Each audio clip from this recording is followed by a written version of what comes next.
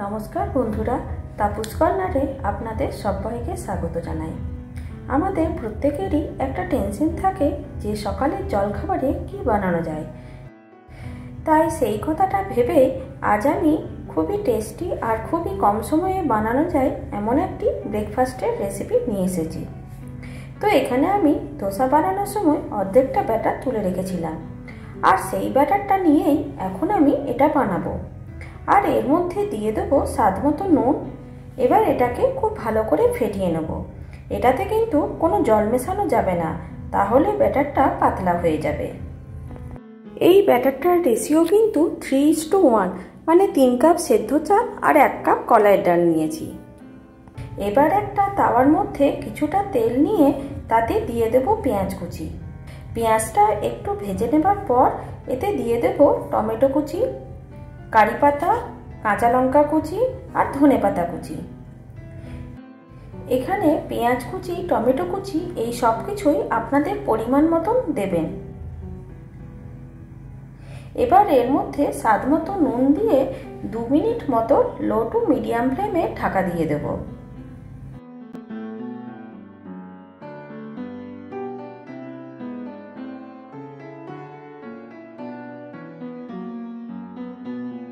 দু মিনিট পর এবার এর মধ্যে দেব হাফ চামচ কাশ্মীরি লাল লঙ্কার গুঁড়ো, 2 চামচ ইডলি পরি পাউডার। এটা না থাকলে পাওভাজি মশলা বা সাম্বার মশলাও দেওয়া যাবে। এটা দিয়ে মশলার সাথে খুব ভালোভাবে মিশিয়ে নেব।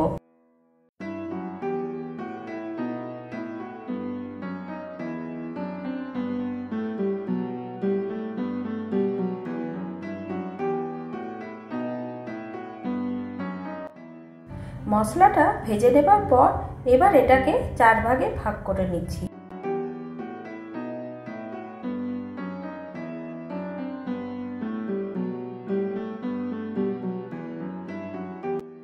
এবার ব্যাটারটা একবার ভালো করে নেড়ে ওপর থেকে এইভাবে দিয়ে দেব।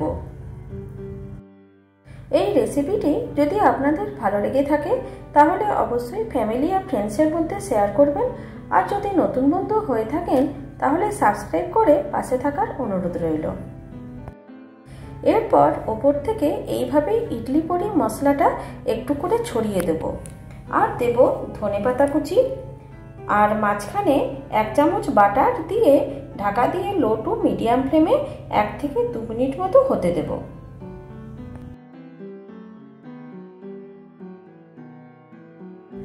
দু মিনিট পর দেখুন এবার এগুলোকে উল্টে দেব। নিচের দিকটা 30 সেকেন্ড মতো রান্না করে নেব।